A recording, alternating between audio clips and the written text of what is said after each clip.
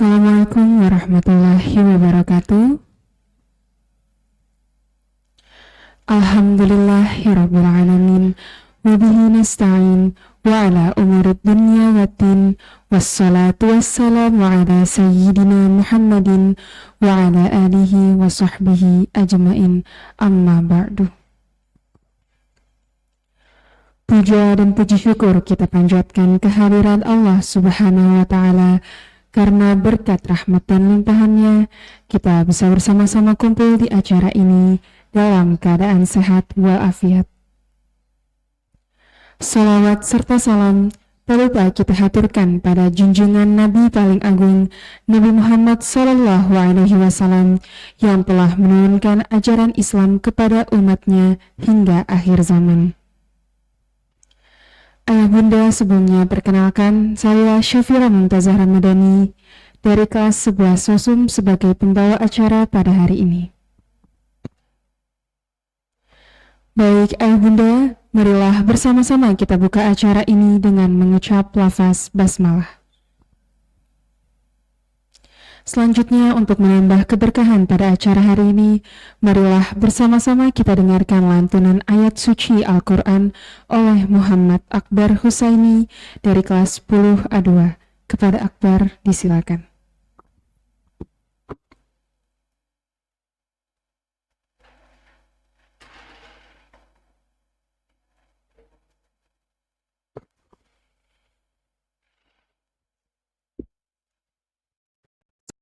Assalamualaikum warahmatullahi wabarakatuh.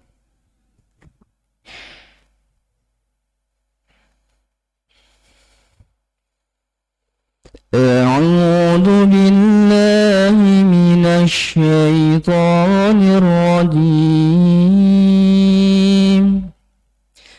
Bismillahirrahmanirrahim.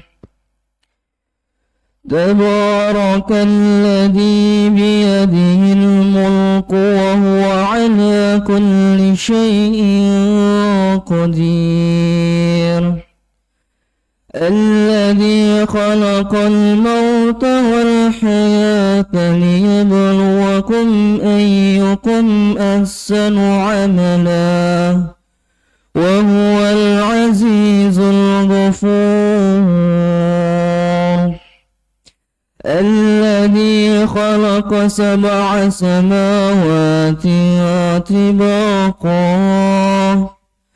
ما ترى في خلق الرحمن من تفاوت فارجع البصر هل ترى من فطور ثم ارجع البصر كرتين ينقلب إليك البصر خاسئا وهو حسير ولقد زينا السماء الدنيا بمصابيح وجعلناها رجوما للشياطين وأعتدنا لهم عذاب السعير وللذين كفروا بربهم عذاب جهنم وبئس المصير إذا ألقوا فيها سمعوا لها شهيقا وهي تفور صدق الله العظيم. ثم السلام عليكم ورحمة الله وبركاته.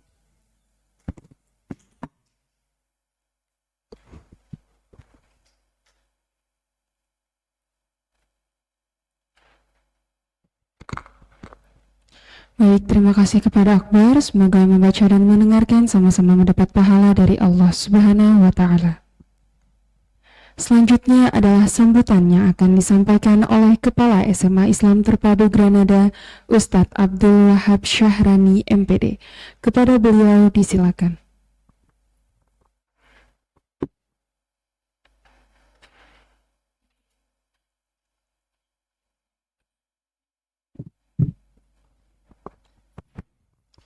Bismillahirrahmanirrahim. Assalamualaikum warahmatullahi wabarakatuh. Batu pualam indah dipahat, cantik nian diterpa mentari.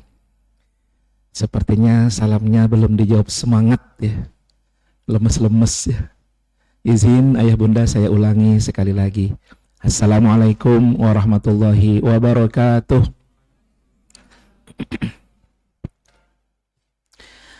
Alhamdulillah wa syukurillah wa la hawla wa la quwata illa billahil aliyil azim.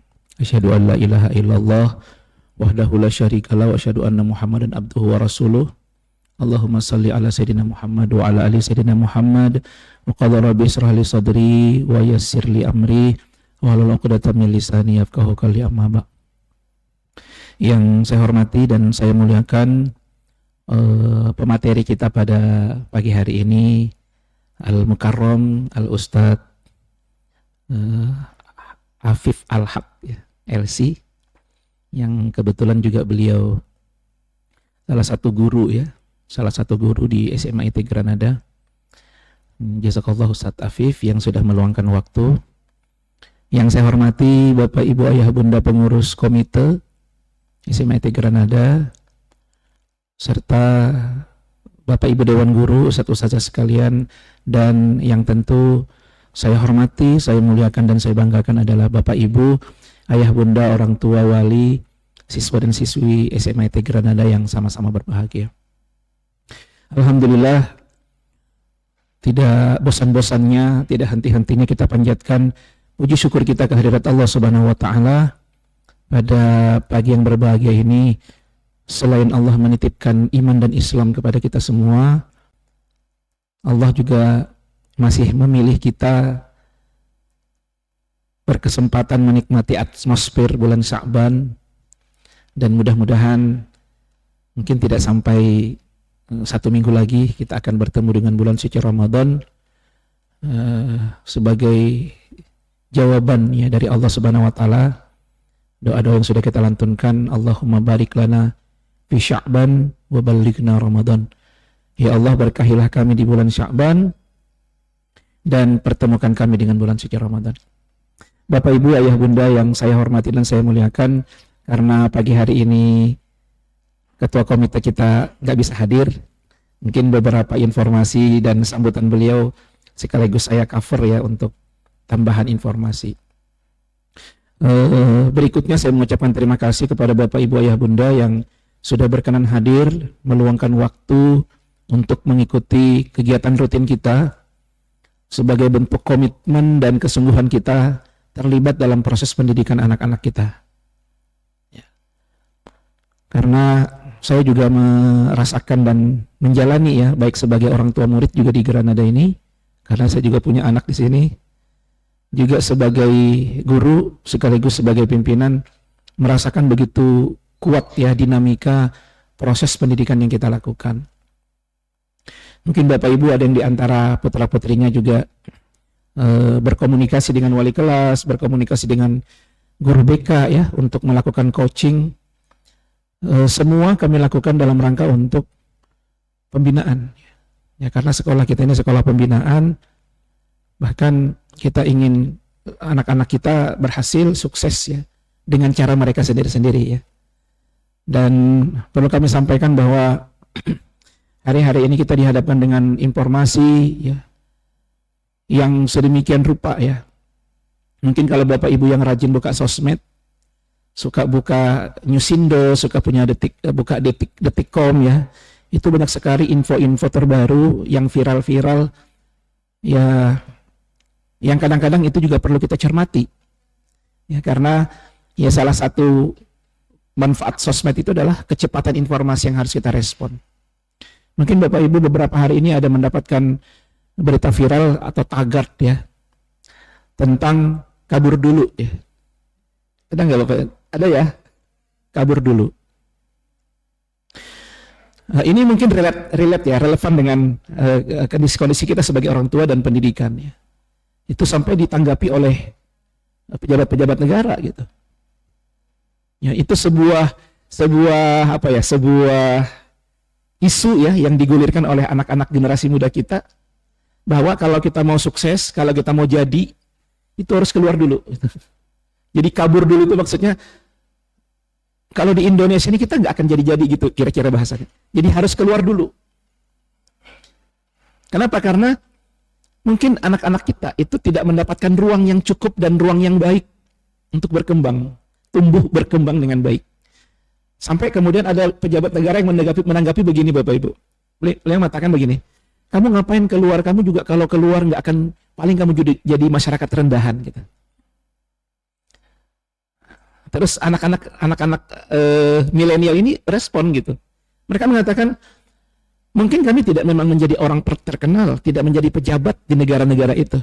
Tapi kata mereka, tapi setidaknya kami cukup untuk menghidupi kami. Kami bisa punya penghasilan 2 digit. Kami bisa eksis, kami bisa jalan-jalan. Nah, itu menggambarkan betapa potret mereka itu kalau di Indonesia ini agak sulit ya.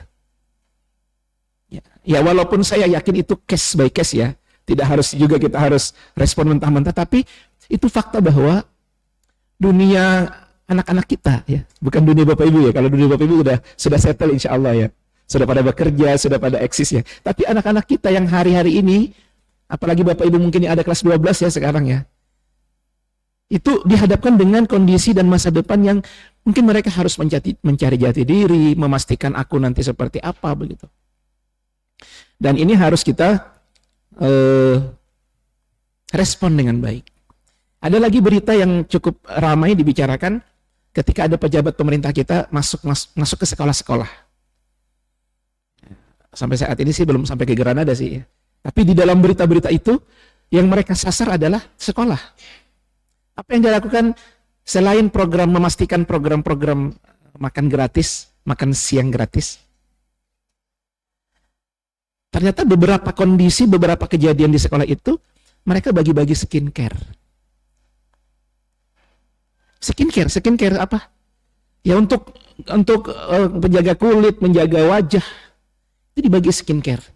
Nah, kita juga gak tahu motifnya apa. Dan Bapak Ibu, ternyata skincare itu sekarang bukan hanya untuk kalangan-kalangan perempuan gitu. Kalangan laki-laki. Generasi-generasi muda kita yang harusnya kita kuatkan ototnya, kita kuatkan tulangnya, kita kuatkan fisiknya. Sekarang sibuk dengan urusan-urusan mempercantik wajah. Mungkin dalam hal-hal yang tertentu tidak ada masalah ya. Tapi kita khawatir malah kita kehilangan orientasi. Ya. Jadi sekarang ternyata betul ya kalau kita lihat yang namanya glowing itu di iklan-iklan itu ternyata bukan hanya perempuan. Bisa jadi mungkin yang kaum perempuan itu bisa jadi kalah gitu dengan yang laki-laki. Nah ini Bapak Ibu yang punya anak laki-laki juga tidak ada yang salah dengan merawat diri karena itu justru kita rawat ya, tapi menjadi berlebihannya ketika harus sampai masuk ke sekolah-sekolah membagikan. Saya nggak tahu kalau bagi perempuan itu apakah kebutuhan primer atau kebutuhan sekunder atau kebutuhan tersier ya. Tapi bapak-bapak mungkin lebih paham ya. Biasanya ada budget katanya gitu. Kalau mau lihat istrinya lebih baik, lebih terjaga ya karena mungkin tuntutan sedemikian rupa. Nah, saya ingin menyampaikan kepada Bapak Ibu bahwa ini juga bagian harus kita respon. Ya, maka mungkin Bapak Ibu mendapatkan berita dari anak-anak Bapak Ibu kemarin Granada menyerahkan razia. Ya mudah-mudahan Bapak Ibu nggak ada yang keberatan dalam tanda kutip ya. Karena itu juga bagian dari cara kami untuk memastikan bahwa anak kita itu nggak aneh-aneh. Ya, alhamdulillahnya ada kedapatan tapi nggak dominan ya. Hanya 1-2 orang yang mungkin hilaf ya membawa, mohon maaf ya, membawa lipstik, membawa apa, mungkin Ustaz Utia dan Ustaz saja tahu ya. Ya. Coba aja tanya anak-anak itu, mungkin mereka tahu, tapi nggak banyak. Seingat saya cuma 1 atau 2 orang saja dari 300 siswa. Nah begitu juga yang anak laki-laki. Ya. Kami akhirnya mendapatkan beberapa benda yang tidak relevan dan tidak kita perbolehkan berada di sekolah. Ya. Dan itu mungkin pernah kita sosialisasikan ya. Ada 3 pelanggaran berat yang coba kita terapkan ya. Pertama adalah pacaran, yang kedua rokok, vaping dan sejenisnya, yang ketiga adalah bullying. Ini 3 yang karena perkembangan informasi kita menerapkan ini jadi pelanggaran berat. Nah, Bapak Ibu yang saya hormati dan saya muliakan, ini tentang perang pemikiran anak-anak kita. Makanya Bapak Ibu, saya selalu dan tidak pernah bosan di setiap kesempatan yang diberikan kepada saya untuk berbicara ya, di apel Senin, apel pagi, ba'da zuhur, ba'da asar, untuk selalu mengingatkan bahwa kita di Granada ini bukan melulu masalah akademik. Saya bilang kalau cuma juara satu olimpiade, paling cuma satu orang. Juara satu olimpiade fisika, juara satu olimpiade bahasa Inggris, nggak bisa banyak gitu. Paling cuma satu orang. Tapi kalau berprestasi, rajin buang sampah, rajin membantu orang tua, rajin menghafal Quran, rajin menghafal hadis, itu semua orang bisa melakukan. Dan hari-hari ini Bapak Ibu, mungkin Bapak Ibu sudah ada yang menandatangani laporan ya bahwa anak Bapak Ibu nanti akan dilantik menjadi, ada yang jadi Granada Muda, ada yang jadi Granada Utama ya. Ada Bapak Ibu? Ada ya? Itu sebenarnya cara kami untuk memastikan bahwa capaian-capaian pendidikan karakter itu berjalan dengan baik. Ya saya tahu karena saya menandatangani ya. Jadi di situ ada tanda tangan anak, ada tanda tangan orang tua, ada tanda tangan penguji, dan ada tanda tangan kepala sekolah. Jadi kenapa kita lakukan? Karena saya ingin semua anak-anak itu bisa berprestasi dan bisa berkembang sesuai dengan muyul, bakat, dan potensinya. Jadi tidak melulu masalah akademik. Bahkan untuk kenaikan pangkat itu Bapak Ibu, kami sama sekali tidak menyentuh masalah akademik. Nggak ada syarat harus ranking, nggak ada syarat nilai, nggak ada. Asal dia mau bersungguh-sungguh. Saya bilang sama anak kelas 12. Anak kelas 12 ini masih ada pangkatnya mula. Saya bilang, ini bukan tentang evolet. Ini bukan tentang pangkat biasa di sini. Tapi dari evolet itu, saya bilang sama anak-anak, itu adalah potret tentang jiwa juang kalian. Jadi perjuangan gitu. Jadi itu yang harus kita bangun di anak-anak kita. Jangan sampai anak-anak kita ini terlalu manja, terlalu memble, terlalu lembek. Saya bilang anak-anak, nah, kamu nanti kalau lulus SMA, itu ujiannya berat, tantangannya luar biasa. Masa kalian hanya untuk mengejar guru penguji, mencari guru yang ngetes, itu nggak bisa gitu. Jadi itunya yang ingin kita lihat. Bukan ada anak-anak yang mengatakan begini Bapak Ibu, mudah-mudahan tidak termasuk putra-putri Bapak Ibu. Apain sih? Nyari-nyari pangkat. Aku juga tanpa pangkat muda, tanpa pangkat utama juga bisa lulus. Nah ini kan mental ya. Ini mindset yang harus kita bangun. Kalau potret mental kita masih seperti ini, ya saya bilang, kita akan sulit nanti bersaing. Ya, kita akan sulit berkompetisi. Mungkin tanpa kita sadari, hari-hari ini, tiba-tiba kita punya tetangga orang Vietnam. Kita punya tetangga orang Singapura. Kita punya tetangga orang Malaysia. Kemarin saya dapat informasi dari teman-teman MKKS, ada anak pindah dari Malaysia. Karena orang tuanya pindah kerja ke Samarinda. Coba bayangkan ya. Jadi kita bisa saja nanti bertetangga dengan orang-orang di sekitar kita yang dia itu bukan orang Indonesia gitu. Jadi saya bilang dengan anak-anak, kalau kita nggak bisa mengembangkan diri kita, nggak bisa memotivasi potensi kita, nah kita aja dengan nggak ngerti gitu, nggak ngeh dengan perubahan-perubahan itu. Nah makanya Bapak Ibu saya juga minta, Bapak Ibu juga terlibat ya dalam proses ini. Kalau perlu didorong, ya. Kamu didorong agar mereka mau, minimal mau dulu gitu. Sampai mana batas dia berusaha untuk ya mengetes hafalan Quran 1 juz, 10 hadis. Kalau anak utama kan ada lagi ya tantangannya saja ya. Itu membuat karya. Ya, kemarin sudah diuji karya-karya mereka ya. Mungkin di bulan Ramadan mungkin Bapak Ibu yang anaknya berhasil akan kita undang untuk pelantikan. Nanti Bapak Ibu yang akan menyematkan evolet itu. Nah, kemarin ada yang menarik Bapak Ibu. Salah satu karya yang kemarin jadi itu adalah diari Ramadan. Jadi dia membuat konsep, membuat karya tentang diari Ramadan. Dan insya Allah diari itu akan kita pakai untuk anak-anak kita tahun ini. Jadi nanti buku kontrol Ramadan itu adalah karya anak kita. Kita sudah akan cetak sejumlah 200, kurang lebih 250. Dan akan kita hargai gitu, karya itu. Jadi mulai dari evaluasi harian, mulai dari hadis-hadis, terus dari tips-tips kiat-kiat sukses Ramadan itu dia buat, dia rancang dan menggunakan bahasa anak-anak kita gitu. Jadi kalau kita beli buku Ramadan kan kadang-kadang bahasanya terlalu tinggi ya. Misalnya 10 risalah fikih Ramadan itu kan berat ya. Tapi kalau bahasa anak-anak kita kamu 10 hari Ramadan ngapain aja sih gitu ya. Jadi dengan bahasa mereka itu dibuat gitu. Nah, itu anak-anak kita tertarik untuk membaca ya. Kalau Bapak Ibu belikan buku di toko Gramedia, buku yang tebal-tebal begitu, anak-anak kita lihat covernya itu udah berat gitu ya. Nah ini salah satu contoh nanti akan kita cetak Bapak Ibu. Nanti Bapak Ibu akan melihat. Baik Bapak Ibu yang dirahmati Allah Subhanahu wa taala, saya ingin menyampaikan gambaran umum kalender akademik kita. Untuk kelas 12 itu kalau tidak salah mereka belajarnya tinggal pekan depan. Ya, tinggal pekan depan saja. Mungkin Senin atau Selasa ya. Karena kalender pemerintah itu H-5 Ramadan kita sudah mulai libur. Tanggal 27 Februari itu sudah libur sampai tanggal 5 Maret. Itu libur menyambut Ramadannya. Alhamdulillah bagus juga pemerintah kita ini ya. Jadi itu libur Ramadan. Mudah-mudahan anak-anak kita tidak libur juga semuanya ya. Libur mandi, libur apa ya? Iya. Jadi 5 hari. Terus di Ramadan itu anak-anak akan belajar akademik tetap ya. Tapi cuman ada waktu kurang lebih 2 minggu saja. 2 minggu dan anak-anak belajar setengah hari sampai pukul 13.00. Selainnya itu agenda-agenda pesantren Ramadan.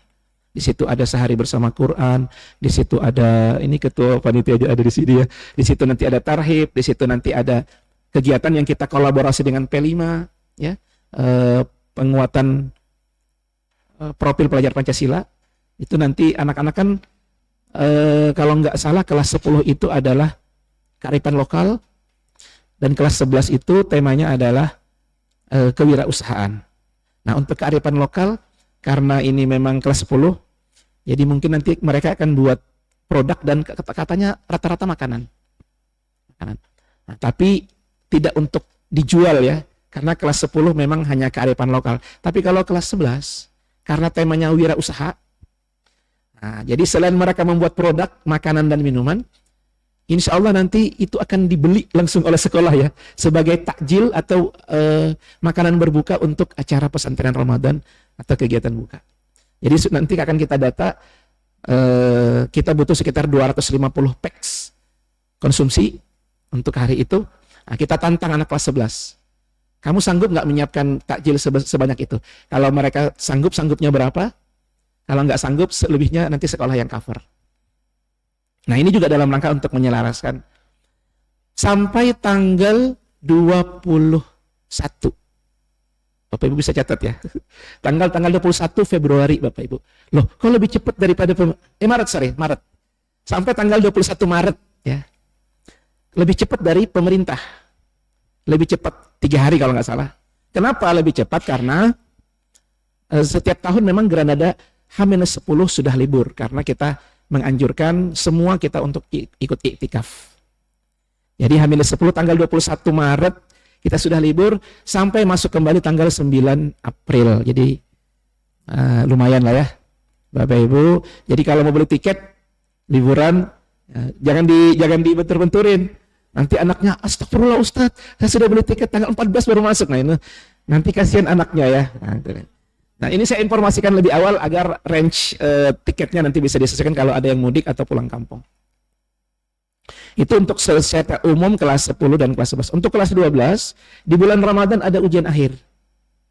Nah, untuk kelas 12 Bapak Ibu ada yang kelas 12 hadir angkat tangan? Ada ya, alhamdulillah ya. Kelas 12 Bapak Ibu, anak-anak akan ujian akhir sekolah tanggal 10 Maret. Jadi itu di bulan Ramadan 10 Maret Bu. Di bulan puasa ya. Iya, jadi bulan puasa mereka ujian itu mengakhiri ya akademik mereka sampai tanggal 18 ya. Sampai tanggal 18 Maret. Setelah itu tidak ada agenda akademik lagi untuk kelas 12 secara formal. Tapi mungkin nanti wali kelas atau mungkin guru-guru tertentu akan membangun interaksi terus untuk memenuhi target-target yang mungkin belum tercapai seperti tahfiz, hafalan dan lain sebagainya. Kelas 12, kelas 10, kelas 10 11 kegiatan akademik tadi, belajar tetap jam 7.45 sampai jam 13.00. Nanti juga informasi-informasi detail akan kita informasikan berikutnya. Untuk kelas 12, informasi perpisahan itu sudah kita fiksasi di tanggal 11 Mei 2025. Jadi mohon UTBK itu setelah SNBP ya. Di bulan April saja ya. Ya, di bulan April. Pokoknya setelah selesai proses SNBP. Pokoknya yang jalur prestasi sudah selesai. Ya, nanti akan kita informasikan secara detail. Yang lain informasi akademik. Ya, mungkin itu Bapak Ibu informasi penting yang kami anggap perlu kami sampaikan sejak awal. Dan terakhir mungkin, kalau Ketua Panitia mungkin nggak nyampaikan di forum ini ya. Selama bulan Ramadan insya Allah masjid ini akan kita gunakan untuk itikaf dan salat tarawih setiap malam. Insya Allah akan diimami oleh imam-imam muda. Karena dari kelas takhasus dan kelas-kelas reguler, ya kita juga insya Allah akan mengundang masyarakat sekitar. Jadi mengundang dan menghadirkan imam-imam siswa ya, yang sudah punya hafalan-hafalan dan bacaan cukup bagus, insya Allah akan memimpin salat tarawih di masjid ini. Saya juga biasanya kalau tidak ada jadwal di luar ya, saya biasanya salatnya selalu di sini ya. Mari kita semarakkan Ramadan kita dan mudah-mudahan diberikan kesehatan dan kemudahan oleh Allah Subhanahu wa taala. Untuk selanjutnya Bapak Ibu, kalau seandainya ada kritikan, saran dan masukan untuk SMT Granada, jangan sungkan-sungkan untuk menyampaikan kepada kami, kepada komite, atau juga boleh melalui surat ya, tertulis boleh nanti disampaikan di kotak saran, atau boleh juga setelah acara ini dituliskan di kertas ya, masukan-masukan, saran-saran membangun untuk perbaikan di sekolah kita. Terima kasih atas perhatiannya. Assalamualaikum warahmatullahi wabarakatuh.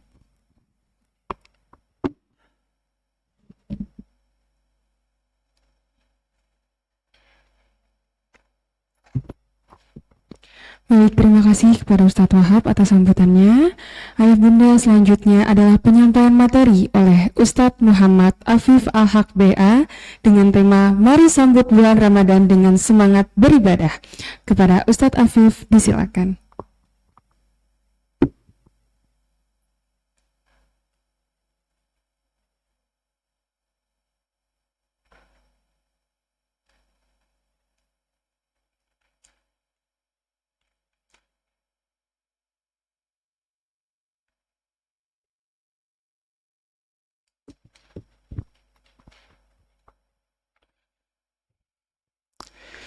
Bismillahirrahmanirrahim. Assalamualaikum warahmatullahi wabarakatuh. Alhamdulillahilladzi allafa baina qulubina fa asbahna bi ni'matihi ikhwana. Asyhadu an la ilaha illallah wahdahu la syarika lah wa asyhadu anna Muhammadan abduhu wa rasuluh. Allahumma fasalli wa sallim ala nabiyyina Muhammad wa ala alihi wa ashabihi wa man tabi'ahum bi ihsanin ila yaumiddin. Allahumma 'allimna ma yanfa'una wanfa'na bima 'allamtana wa zidna ilma. Rabbi shrah li sadri wa yassir li amri wahlul 'uqdatam min lisani yafqahu qawli. Segala puji bagi Allah, Rabb semesta alam. Alhamdulillah, summa alhamdulillah, yang mana masih memberikan kita kesempatan, kesehatan, masih menggerakkan kaki-kaki kita, menggerakkan hati kita untuk senantiasa datang hadir ke majelis ilmu yang insya Allah kita di sini bersama-sama diniatkan untuk menambah ilmu, untuk berkumpul dengan orang-orang soleh. Amin amin ya rabbal alamin. Kedua kalinya salawat serta salam tak lupa tetap tercurah kepada Nabi kita Nabi Muhammad sallallahu alaihi wasallam yang telah membawa kepada kita Islam, yang telah mencontohkan sunnah-sunnah Islam yang insya Allah itu semua sudah sempurna sampai kepada kita dan Nabi Muhammad sudah melakukan tugasnya dengan baik. Allahumma fasholli wa sallim ala nabiyina Muhammad. Yang terhormat Kepala SMA IT Granada Ustadz Abdul Wahab Syahrani MPD, Bapak Ibu sekalian, para wali murid SMA IT Granada yang sama-sama dirahmati oleh Allah Subhanahu wa taala. Amin amin ya rabbal alamin. Insyaallah dalam mungkin kurang lebih 1 minggu lagi Pak ya, Bu ya, kita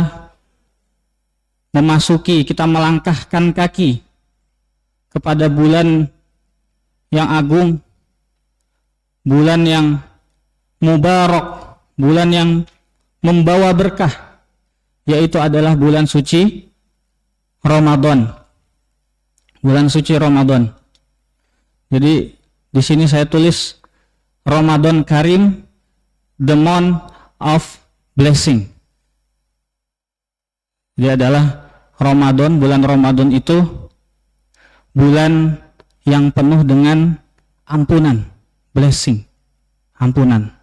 Yang mana kalau kita sungguh-sungguh beribadah, sungguh-sungguh beramal, sungguh-sungguh menjalani aktivitas kita di bulan Ramadan, insya Allah kita semua mendapatkan ampunan oleh Allah Subhanahu wa ta'ala. Maka ini juga yang dikatakan, yang diaminkan oleh Nabi Muhammad sallallahu alaihi wasallam dari doa malaikat Jibril, diaminkan oleh Nabi sallallahu alaihi wasallam bahwa sungguh merugi, sungguh celaka, sungguh jauh dari agama Allah kalau seseorang itu sudah sampai lewat kepadanya bulan Ramadan tapi dia tidak mendapatkan ampunan apa-apa dari Allah Subhanahu wa ta'ala. Rugi.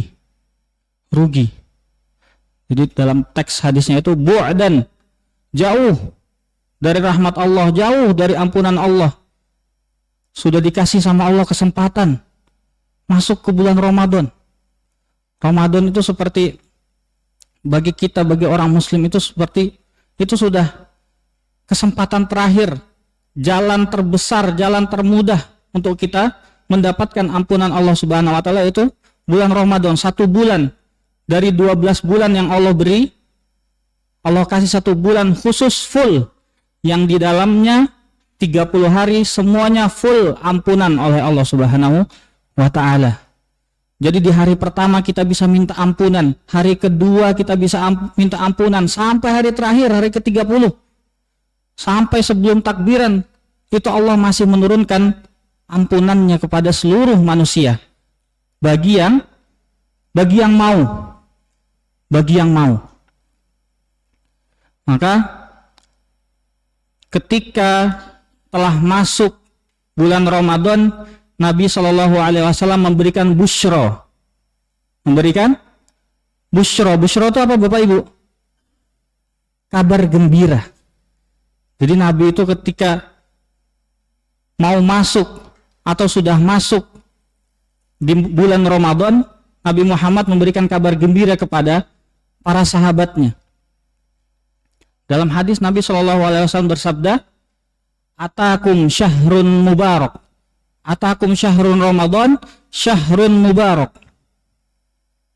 Jadi ini artinya yang di depan, telah datang kepada kalian bulan Ramadan, bulan yang diberkahi. Atakum syahrun Ramadan, syahrun mubarak, bulan yang diberkahi. Faradallahu alaikum siyamahu, Allah wajibkan di dalam bulan Ramadan berpuasa. Allah wajibkan kepada kita semua umat muslim untuk berpuasa. Wa tuftahu fihi abwabus sama. Dan dibukakan kepada kita pintu-pintu surga. Jadi dalam hadis ada dua. Tuftahu fihi abwabus sama atau abwabul jinan. Jadi dibukakan langit. Jadi dalam satu redaksi disebutkan dibukakan langit dunia itu. Redaksi lain adalah dibukakan pintu-pintu surga. Yang dua-duanya insya Allah hadis dari Nabi SAW. Jadi pada bulan Ramadan langit-langit itu dibuka. Langit-langit dibuka. Apa istimewanya langit dibuka? Jadi istimewanya adalah ketika langit-langit dibuka berarti apa? Doa-doa kita, hajat-hajat kita yang kita panjatkan kepada Allah Subhanahu wa taala langsung tembus ke langit. Yang mana itu pasti ada syarat-syarat tertentu nanti. Wa tughlaqu fihi abwabul jahim. Dan pintu-pintu jahim, pintu neraka itu ditutup. Jadi pintu surga dibuka, pintu neraka ditutup. Memang bulan Ramadan ini memang bulan ampunan Bapak Ibu sekalian. Jadi ambil kesempatan itu, raih, cari, kejar ampunan itu. Jangan sampai kita malah mencari-cari, jangan sampai kita malah datang kepada pintu yang tertutup ini. Kita cari celahnya, kita buka sendiri, kita paksa untuk pintu yang tertutup ini, yaitu pintu jahim, pintu neraka. Nauzubillah sumanahu, nauzubillah min zalik. Kemudian apa? Wa tuwallu fihi maraddatus syayatin. Dan syaitan itu dibelenggu dalam bulan Ramadan. Syaitan itu dibelenggu dalam bulan Ramadan. Nah, biasanya kalau sudah bulan Ramadan timbul pertanyaan biasanya. Apa pertanyaannya Bapak Ibu? Tentang syaitan itu dibelenggu pada bulan Ramadan, apa kira-kira? Apa? Ada yang tahu? Atau sudah tahu jawabannya? Ya, pertanyaannya adalah, Ustadz, ya. Ini bahkan kemarin, jadi saya setiap Rabu malam saya ngisi kajian fikih di asrama, ada sudah ditanyakan, karena memang bahasannya adalah 1 bulan terakhir ini tentang puasa. Jadi sudah ditanyakan bahkan anak-anak kita duluan, Ustadz, kalau bulan Ramadan itu syaitan dibelenggu, diikat, kok masih banyak orang yang melakukan maksiat Ustadz? Nah kan kayak gitu biasanya. Itu setiap tahun pasti ada pertanyaan itu. Jadi saya bilang, kita semua insya Allah hafal surat An-Nas ya. Hafal surat An-Nas, surat terakhir dalam Al-Quran. Jadi apa bunyinya? A'udzubillahi minasyaitonirrajim. Bismillahirrahmanirrahim.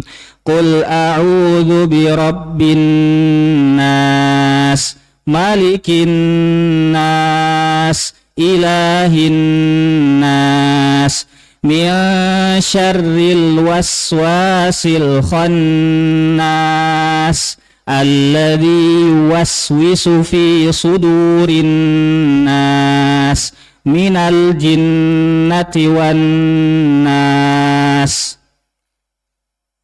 Jadi dalam ayat itu, dalam surah itu disebutkan alladzi tuwaswisu fi sudurin nas. Jadi ada jin-jin, ada bisikan-bisikan yang sampai kepada kita, langsung masuk kepada hati-hati manusia. Alladzi yuwaswisu fi sudurin nas, was-was, bisikan-bisikan. Ayat terakhir apa? Ayat terakhir dalam Al-Quran, minal jin natiwan nas, dari golongan jin dan manusia. Jadi bisikan-bisikan keburukan itu Bapak Ibu tidak hanya disebabkan oleh jin atau syaitan. Jadi jangan sampai kita apa-apa, kita melakukan maksiat, kita bohong, ini gara-gara setan bisikin saya ini. Kita nggak bayar hutang, ini karena setan bisikin saya itu. Setan terus jadi kambing hitam, kasihan. Bahkan sampai Ramadan saya sudah diikat masih disalahkan lagi. Ya kan kasihan. Gitu. Ternyata dari ayat itu kita tahu bahwa memang sifat-sifat syaiton, nah, sifat-sifat maksiat itu ada memang dari dalam diri manusia, timbul dari manusia itu sendiri. Jadi walaupun jin, walaupun setan itu enggak memberikan was-was, tidak membisikkan sesuatu yang buruk, memang manusia itu sudah melakukan atas dasar dirinya sendiri, atas kemauan dirinya sendiri, atas dorongan dirinya sendiri, tanpa tunggu bisikan. Itu terjadi. Dan itu adalah yang menyebabkan di bulan Ramadan masih banyak maksiat. Gitu. Itu tidak menutup kemungkinan. Gitu. Jangan kita artikan setan dibelenggu, Ramadan nggak ada lagi orang bermaksiat. Gitu. Jadi kalau bulan Ramadan itu kita atau orang lain atau sekitar kita masih melihat ada yang melakukan maksiat, berarti itu memang dia melakukan atas dirinya sendiri. Gitu. Itu sudah biasa dia lakukan di luar bulan Ramadan. Nggak bisa kita tiba-tiba hari-hari kita biasa bohong, hari-hari kita santai-santai sholat, hari-hari kita nggak pernah baca Quran. Tiba-tiba di bulan Ramadan hilang semua itu. Tiba-tiba kita jadi jujur, tiba-tiba sholat tepat waktu terus soft 1, tiba-tiba setiap hari baca Al-Quran. Nggak bisa tiba-tiba seperti itu. Tapi itu semua adalah hal yang kita usahakan, hal yang kita upayakan di luar bulan Ramadan. Itu memang dorongan dari diri kita. Nah, was-was syaitan tadi itu muncul ketika kita memang sudah biasa sholat di masjid misalkan. Tiba-tiba kita sholat asar, duduk di kasur, main HP, sudah selesai azan, sudah mau qomat, ya, tiba-tiba malas, aduh ntar dulu dah, nanti aja 5 menit lagi, gitu, atau enggak sambil nonton, ya, sambil makan. Nah itu baru kita dapat was-was. Memang kita biasa sholat di masjid, tapi tiba-tiba kita malas, ya, tiba-tiba kok langkah nih berat betul. Nah itu kalau kayak gitu ada kemungkinan itu was-was dari syaitan, kita boleh menyalahkan syaitan. Tapi kalau memang kita biasa nggak pernah sholat di masjid, ya, nggak biasa sholat tepat waktu bagi ibu-ibu, bulan Ramadan masih nyalahin syaitan. Kasihan, sudah diikat. Jangan ditambah lagi ininya, kesengsaraannya. Ya. Kita lanjutkan. Lillahi fihi lailatun khairum min alfi syahr. Dan di dalamnya terdapat sebuah malam yang lebih baik daripada 1000 bulan. Jadi ini adalah yang namanya, yang disebutkan bahwa malam ini adalah malam Lailatul Qadar. Inna anzalnahu fi Lailatul Qadar. Jadi ada yang menafsirkan, ada ulama saya lupa namanya, yang menafsirkan bahwa malam Lailatul Qadar itu ada turun di malam nisfu Sya'ban. Nah ini juga salah satu dalil yang memperkuat bahwa malam nisfu Sya'ban itu salah satu malam yang istimewa. Salah satunya adalah ada ulama tafsir yang menafsirkan di surah Ad-Dukhan, Inna anzalnahu fi lailatin mubarakah.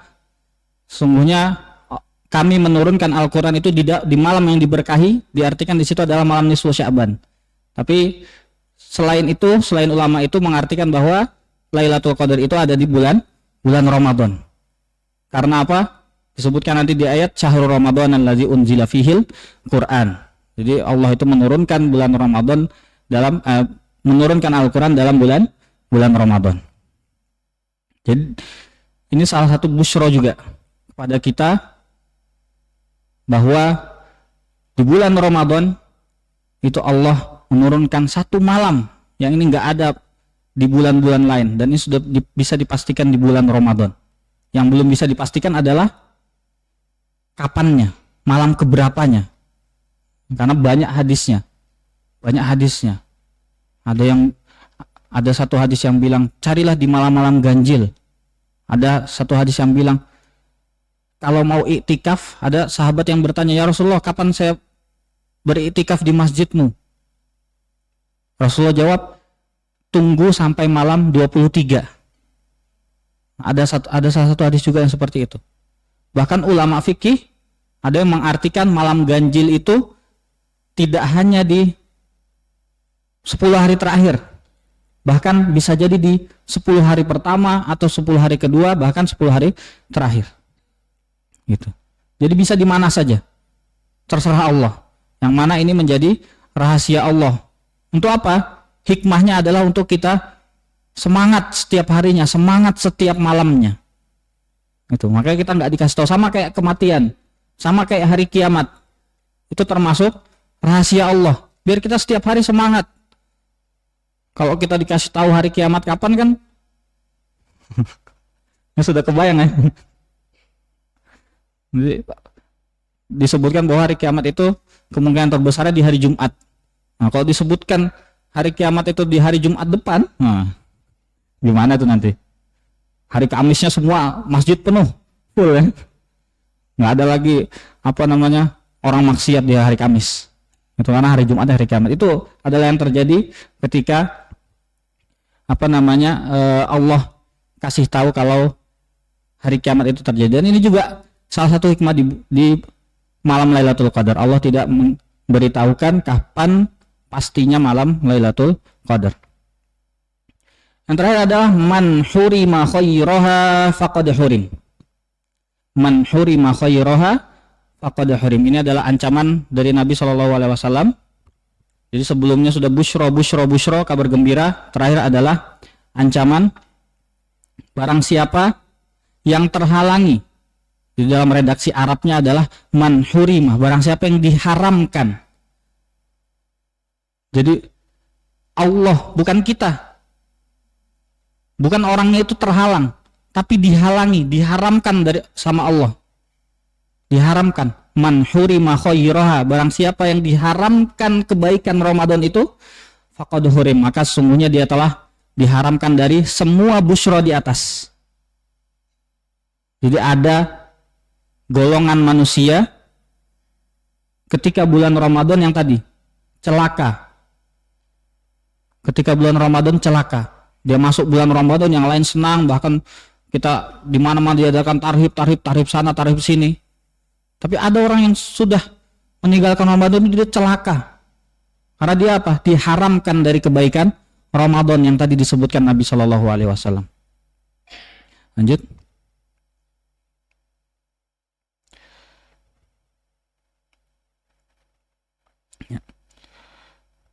Nah, jadi yang pertama harus kita siapkan adalah Bapak Ibu semua, sebelum memasuki bulan Ramadan, selama belum terlambat, ini masih ada seminggu lagi, kita yang pertama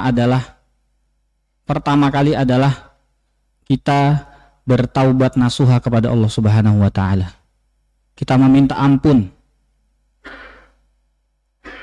Kita bermunajat, kita akui kesalahan-kesalahan kita dalam 11 bulan kemarin.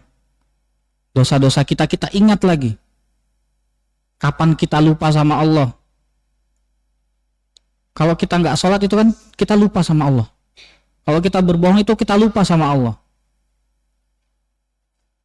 Ya. Ketika kita maksiat itu adalah momen di mana manusia lupa sama Allah. Maka itu harus diakui, ya Allah, saya lupa dengan Engkau ketika hari ini saya berbohong. Ketika hari tanggal segini saya memukul orang. Nah, itu lupa sama Allah. Lupa atas pengawasan Allah. Nah, itu kita akui. Kita bertobat sama Allah sebelum masuk bulan Ramadan. Yang kedua adalah niatkan amalan-amalan baik.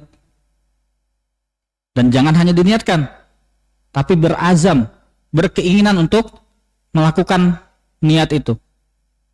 Jadi yang di depan ini adalah wasiat dari Imam Ahmad bin Hambal kepada anaknya Abdullah. Jadi ketika Abdullah itu anaknya Imam Ahmad bin Hambal bertanya, meminta wasiat kepada Nabi kepada bapaknya Imam Ahmad, ausini, berilah wasiat kepadaku. Nah, ini juga adalah potret sifat sahabat kepada Nabi. Jadi kalau sifat ini, kalau perilaku ini muncul di anak-anak kita, tiba-tiba anak kita minta nasihat, ya, tiba-tiba anak kita minta ajarin, yaitu adalah potret perilaku, adab sahabat Nabi kepada Nabi. Jadi banyak pada zaman Nabi juga sahabat-sahabat itu meminta wasiat kepada Nabi, banyak tuh hadis-hadis. Ausini. Salah satunya adalah dalam hadis arba'in, qala la taqdub. Nabi wasiatkan jangan marah. Faraddada miraran qala la taqdub. Ada jawaban yang lain, sholatlah tepat waktu, sholatlah di awal waktu. Ada di hadis lain, katakanlah kejujuran walau itu pahit dan lain sebagainya. Jadi ini adalah sifat para sahabat kepada Nabi. Nah, ini juga yang dilakukan oleh anaknya Imam Ahmad kepada bapaknya. Ausini, berilah wasiat kepadaku. Kata Imam Ahmad, ya bunayya in wil khair fa innaka la tazalu bi khairin ma nawaital khair. Wahai putraku, wahai anakku, milikilah niat, niatkanlah sesuatu yang baik. Sesungguhnya dirimu akan selalu dalam kebaikan selama engkau memiliki niatan yang baik. In will khair, maksudnya apa? Kita itu harus selalu meniatkan apa-apa yang baik. Kita mau mengerjakan apa? Jadi misalkan kalau yang laki-laki, saya berniat, saya hari ini sholat 5 waktu berjamaah di masjid. Yang ibu-ibu, saya berniat hari ini saya sholat tepat waktu, di awal waktu. Jadi itu ya, jadi kalau tentang sholat, Bapak Ibu sekalian, tentang sholat itu yang laki-laki adalah wajibnya berjamaah di masjid, yang perempuan adalah sholat di awal waktu. Jadi banyak pemahaman-pemahaman, oh sholat di masjid kan, sholat berjamaah kan untuk laki-laki saja. Jadi yang kalau kita kaum perempuannya, ibu-ibu santai-santai aja di rumah ya kan. Nah itu. Jadi untuk ibu-ibu itu adalah sholat di awal waktu. Jangan menunda-nunda.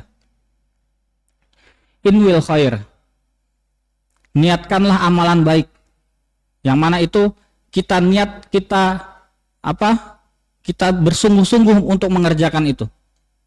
Jadi mulai dari sekarang kita pasang target-target. Saya selama bulan Ramadan mau khatam 5 kali misalkan. Kalau khatam 5 kali itu berapa juz dalam satu hari? 5 juz, betul. Nah, itu misalkan. Saya dalam bulan Ramadan, saya mau sedekah setiap subuh 10.000 aja. Itu adalah niat. Kita niat dari sekarang. Nah, untuk masalah niat ini, untuk masalah keinginan ini, ada hadis di hadis arba'in juga, hadis ke 37 hadis arba'in itu disebutkan bahwa faman hamma bihasanatin falam ya'malha falahu ajruha, kata Nabi. Barang siapa yang memiliki keinginan untuk melakukan satu kebaikan, maka dia sudah mendapatkan pahala kebaikan itu. Baru mau Bapak Ibu, baru niat, baru pengen, saya mau puasa Ramadan full, nanti kita sudah dapat pahalanya. Baru mau, baru pengen. Ini adalah salah satu kebaikan Allah kepada kita, kepada umat Muhammad, salah satu keadilan Allah, salah satu kemurahan hati Allah kepada kita umat Muhammad, yang mana umat Muhammad ini, kita ini adalah manusia-manusia zaman akhir zaman, yang lemah badannya, pendek umurnya. Itu harus kita akui memang. Gitu. Kita ini lemah, mau apa-apa susah, ya. Badannya kecil, bagi orang Indonesia. Ya kan? Nah, disebutkan bahwa Nabi Nuh itu berdakwah alfasanatin illa khamsina ama. Alfasanatin illa khamsina ama. 1000 tahun kurang 50. Berapa? 950 tahun. Nabi Nuh berdakwah. Nabi Nuh itu berdakwah di dalam surah Nuh itu, inni da'autu qaumi lailan wa naharo. Sungguhnya kata Nabi Nuh, aku itu berdakwah kepada kaumku siang dan malam tanpa henti. Di surat lain disebutkan 950 tahun berdakwah. Nah, pertanyaannya, kalau Nabi Nuh itu berdakwah 950 tahun, umurnya berapa? Kan tidak mungkin 950 tahun itu umurnya full kan? Dia baru lahir langsung berdakwah kan tidak mungkin. Ya. Pasti sebelum itu sudah ada umurnya, dan setelah dakwah juga ada umurnya. Jadi kalau di riwayat itu disebutkan umur Nabi Nuh adalah 1050 tahun. 1050 tahun. Nah, itu umat terdahulu. Itu bayangan, gambaran umur umat terdahulu. Tapi untuk kita ini yang cuma 50, 60, ya, ada yang 20, ya. Makanya dengan kemurahan Allah, dengan kebijaksanaan Allah, Allah kasih kita baru niat aja sudah dikasih pahala. Gitu. Faman hamma bihasanatin falam ya'malha falahu ajruha. In amilaha, kalau dilaksanakan niat itu, kalau dilaksanakan keinginan itu, maka dilipat gandakan pahala tadi yang satu itu sampai ke 10. Sudah sampai situ? Enggak. Ternyata Allah lipat gandakan lagi sampai 700, sab'imi'atin, sampai 700. Sudah cukup? Belum, ternyata kata Allah. Ternyata enggak sampai 700. Ila ad'afin kasiroh, sampai berlipat-lipat ganda yang kita enggak tahu hitungannya. Itu semua rahasia Allah. Jadi seluruh apa niat kita, sebaik apa ibadah kita, itu adalah menentukan hasil dari pahala kita. Jadi kualitas ibadah kita itu menentukan hasil pahala kita nanti. Ya. Jadi yang pertama adalah kita mulai dari sekarang niatkan, apa saja targetkan. Kita di bulan Ramadan ini mau apa aja. Jangan sampai kita menyesal lagi. Kita sudah capek harusnya menyesal terus. Ada yang sudah bertemu Ramadan 10 tahun lalu, ada yang sudah bertemu Ramadan dari setelah balik ya. Ada yang sudah bertemu Ramadan 20 tahun lalu, ada yang 30 kali menemui Ramadan. Nyesal terus. Harusnya kita sudah capek Bapak Ibu, menyesal terus. Ya kan? Kenapa saya kemarin enggak hatam 5 kali ya? Kenapa saya cuma hatam, malah saya enggak hatam? Kenapa saya kemarin kok puasanya tidur ya? Itu.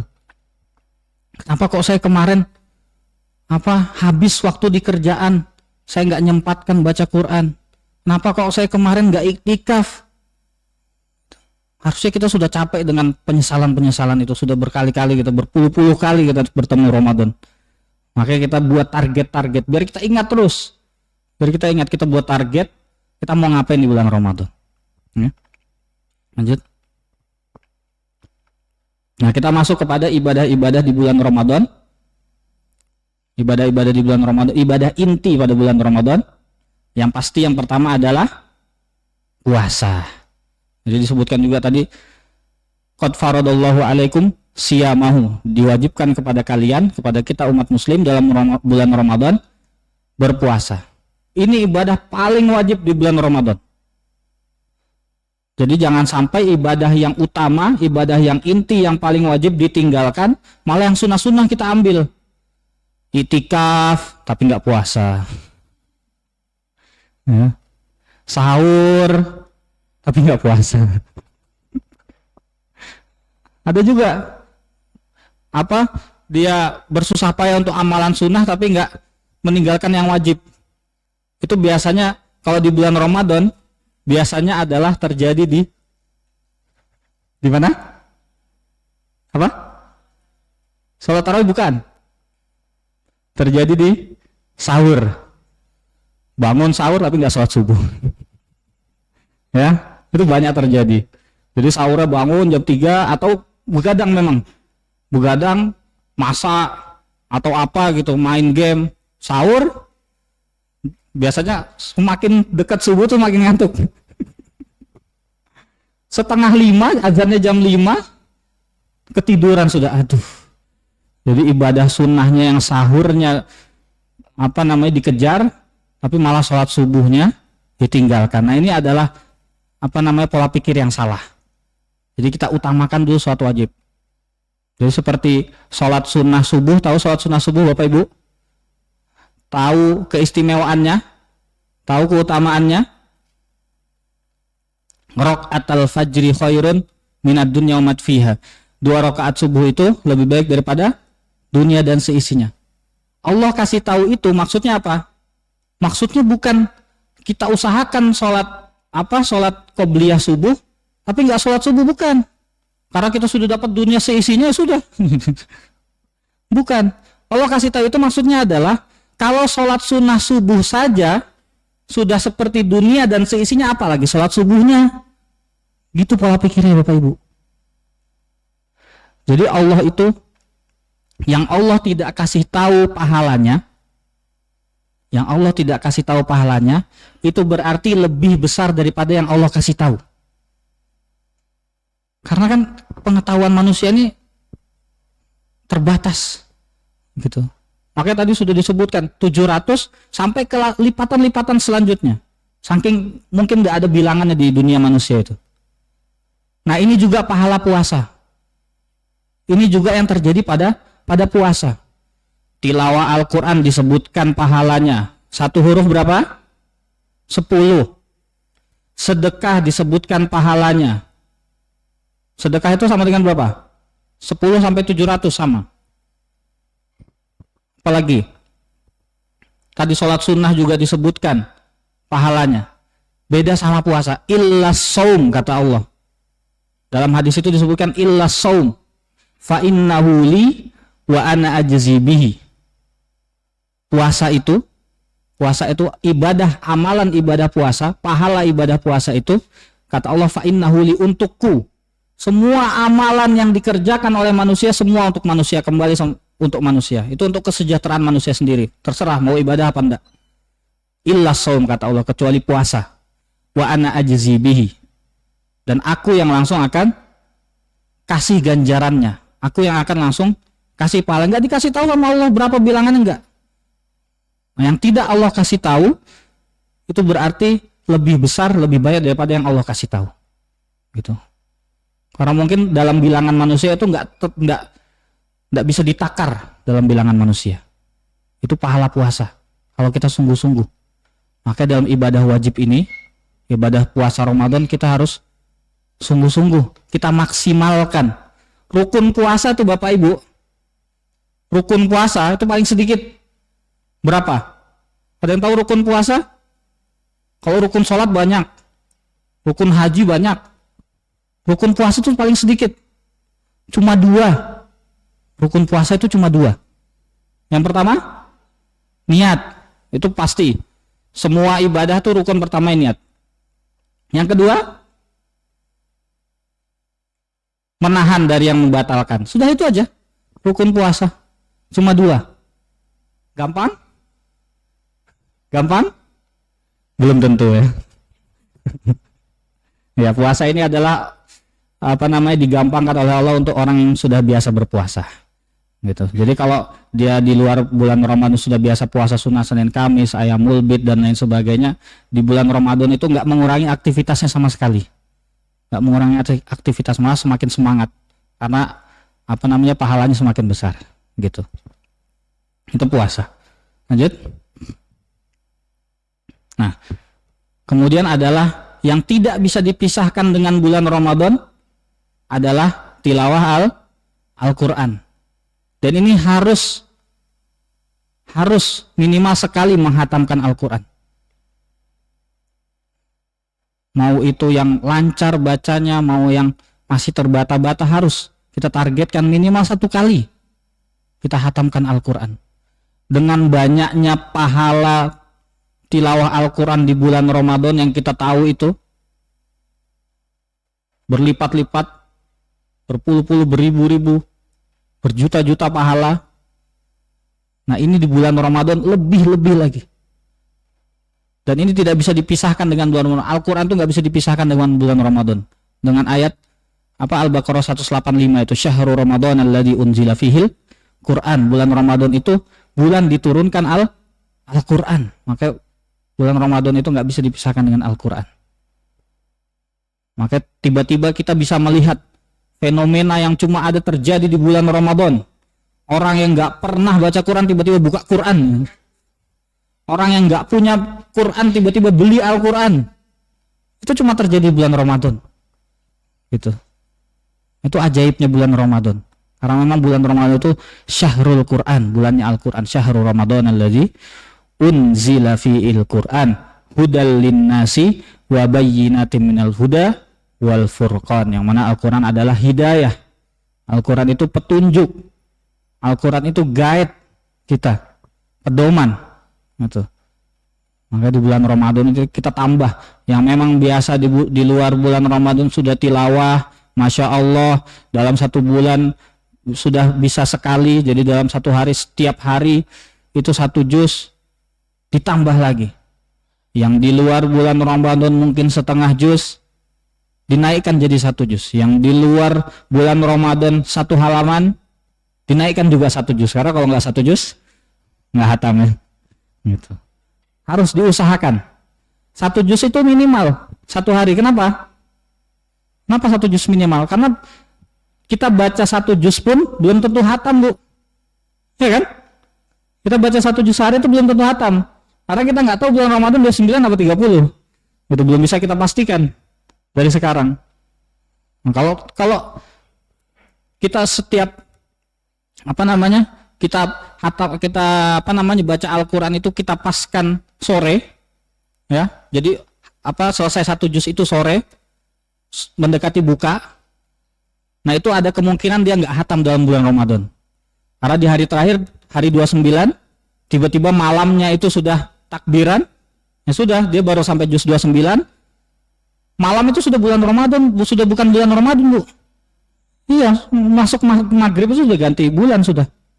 Nggak bisa kita. Makanya saya bilang 1 juz dalam 1 hari itu minimal sudah. Minimal. Nah, itu harus diusahakan. Mau itu bapak maupun ibu-ibu, mau yang kerjaannya padat maupun yang lapang. Tapi insya Allah di bulan Ramadan ini kemungkinannya adalah yang lebih banyak dapat pahala tuh ibu-ibu. Nah, ini bulan Ramadan nih. Ini yang nggak banyak orang tahu nih. Ini rahasia ini. Rahasia ini. Jadi bisa jadi, Bu, Pak. Jadi ibu-ibu di rumah itu pahalanya lebih banyak daripada kita yang ke masjid nih, Pak. Karena ibu-ibu di rumah itu dia nyiapkan makanan setiap hari. Sahur bangun duluan, buka puasa disiapkan juga, kerjaan rumah juga dikerjakan. Itu jangan dikira itu ndak ada apa-apa, nggak ada hasilnya, Bu. Itu lebih besar lagi pahala di bulan Ramadan. Yang laki-laki enak bisa baca Quran dari pagi sampai sore. Ibu-ibunya masak, itu setiap detiknya dapat pahala, Bu. Ngalir terus itu. Ya. Itu jangan jangan dipandang sebelah mata. Dan ini sudah masuk fatwa ulama Arab Saudi. Jadi ibu-ibu yang membantu menyiapkan makanan di rumah itu pahalanya itu juga mendapat pahala yang besar seperti pahala tilawah. Gitu. Lanjut. Kemudian adalah Qiyamul Lail. Jadi khusus di bulan Ramadan namanya Qiyamul Ramadan. Menghidupkan malam Ramadan. Qiyamul Lail. Dan ini bahkan di bulan Ramadan khusus, ini juga cuma ada di bulan Ramadan, ada namanya sholat tarawih. Jadi sholat Qiyamul Lail itu berjamaah. Sholat Qiyamul Lail itu sampai saking itu satu kesempatan yang besar khusus di bulan Ramadan, sampai sholat Qiyamul Lail itu dijadikan berjamaah, namanya sholat tarawih. Gitu. Jadi sholat tarawih itu juga termasuk sholat Qiyamul Lail. Dan ini khusus di bulan Ramadan. Sholat Qiyamul Lail. Jadi kata Nabi dalam hadis, man qoma Ramadana imanan wahtisaba ghufira lahu ma taqaddama min dzambi.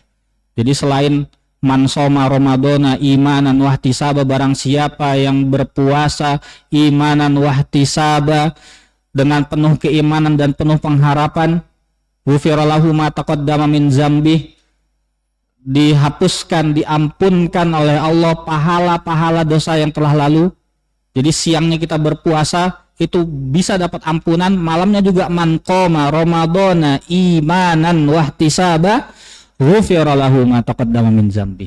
Barang siapa yang menghidupkan malam, barang siapa yang berdiri untuk sholat malam di malam bulan Ramadan, imanan wahtisaba, dengan penuh keimanan, dengan penuh keyakinan dan penuh pengharapan. Ini syaratnya dua. Imanan wahtisaba, dengan penuh keimanan dan penuh pengharapan. Jadi syarat sholat tarawih, syarat qiyam lail di bulan Ramadan itu bukan harus 11, harus 21. Jangan kita capek di situ terus. Kita di sana 21, cari yang 11 aja. Gitu. Di sana 11, cari yang 21 aja. Padahal sebenarnya kurang lebih aja nanti selesainya. Karena yang 11 biasanya agak lambat, yang 21 cepat. Jadi kurang lebih aja sebenarnya. Gitu. Cuma cari yang mana banyak rokaatnya. Kalau makin banyak rokaatnya kan makin banyak gerakannya. Gitu. Cari yang ringan-ringan aja. Jangan kita berkutat di situ, tapi berkutat bahwa imanan wahtisaba ini syarat. Jadi sholat tarawih itu harus penuh keimanan dan penuh mengharapkan. Jadi dalam sholat itu kita mengharap ampunan dari Allah Subhanahu wa taala. Nah nih, bulan Ramadan, siangnya ada ampunan, malamnya ada ampunan. Dengan puasa di siang hari puasa itu kita bisa dapat ampunan, malamnya di sholat pun kita bisa dapat ampunan 2 kali dalam 1 hari. Di bulan mana lagi selain bulan Ramadan? Gitu, 2 kali dalam 1 hari. Gitu. Itu cuma terjadi di bulan Ramadan. Jadi minimal, nah ini minimal lagi. Saya kasih tahu yang minimal, tapi jangan dikerjakan yang minimal terus. Minimalnya, ini juga kemurahan hati Allah juga ini. Minimalnya itu kita kerjakan sholat isya dan sholat subuh. Untuk yang laki-laki berjamaah, untuk yang perempuan tepat waktu. Sholat isya dan sholat subuh. Jadi kata Nabi disebutkan itu, barang siapa yang sholat isya berjamaah, ya, itu dia telah mendapatkan seperti sholat setengah malam. Dan barang siapa yang disambung dengan sholat subuh berjamaah, maka dapat setengah lagi, akhirnya sempurna 1 malam. Dia seperti sholat satu malam padahal dia tidur. Itu kalau sholat isya dan sholat subuh. Yang laki-laki berjamaah, yang perempuan tepat waktu. Saya ulang-ulang biar ingat terus nih. Itu gampang, sholat isya sama sholat subuh. Kita tidur, kita makan, kita main, kita ngobrol, kita ngopi, itu sama malaikat dicatatnya orang ini sholat. Enak tuh, gampang, ya, banyak pahala itu. Nah ini juga terjadi berlipat-lipat lagi juga kalau kita sholat tarawehnya ikut di masjid sampai selesai, syaratnya sampai selesai. Jadi syaratnya sampai selesai. Kalau kita ikut sholat tarawih sampai selesai, sampai imam sampai imam selesai, itu juga dicatat sebagai kita seperti sholat 1 malam penuh. Walaupun belum ketemu subuh. Tadi kan pada sholat subuh setengah malam ya, belum ketemu subuh. Kita sholat tarawih sampai selesai, sampai imam pulang, itu sampai imam sudah nggak sholat lagi. Nah itu seperti kita sholat semalaman. Makanya tadi saya bilang, kita cari masjid itu yang kita bisa sholat sampai akhir. Jadi malah dicari peluangnya. Cari sholat yang 21 tapi cepat, tapi 8 keluar. Nah itu jangan lagi kita seperti itu. Tobatlah. Jadi tobat itu bukan hanya dari maksiat, tapi dari meringkas ibadah juga tobat. Lanjut. Ya. Ibadah juga yang harus kita maksimalkan di bulan Ramadan adalah perbanyak sedekah. Jadi dalam hadis itu disebutkan bahwa Nabi Muhammad itu ajwadun nas. Orang yang paling dermawan di seluruh manusia ini, paling dermawan adalah Nabi Muhammad.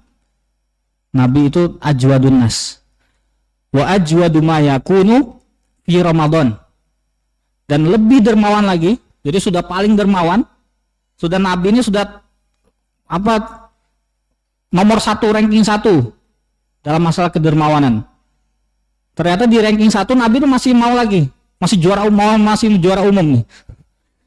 Itu di bulan Ramadan. Wa ajwadu ma yakunu fi Ramadan, dan lebih dermawan lagi di bulan Ramadan. Maka Ramadan ini setiap harinya adalah semua peluang amal. Apalagi sedekah. Sedekah yang kita tahu tadi pahalanya itu seperti 10 sampai 700. Itu pasti berlipat-lipat ganda lagi di bulan Ramadan. Dan memang itu ada khususnya di bulan Ramadan, itu tadi Nabi lebih dermawan lagi di bulan Ramadan. Di bulan Ramadan. Jadi banyak di sekitar kita itu di bulan Ramadan lembaga-lembaga atau orang-orang itu yang buka donasi, ya, buka bantuan. Nah itu kita cari itu, bahkan nggak kita cari pun datang sendiri pasti ya. Nah, itu kesempatan amal, itu namanya Allah kasih kesempatan nih. Kamu punya uang, saya kasih tempatnya, gitu.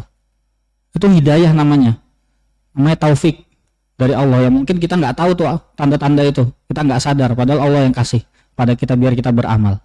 Dan alhamdulillah juga nanti ya sekolah kita Granada juga menyediakan peluang itu. Nanti kita kemungkinan di tanggal 17-18 itu ada TOTR, takjil on the road.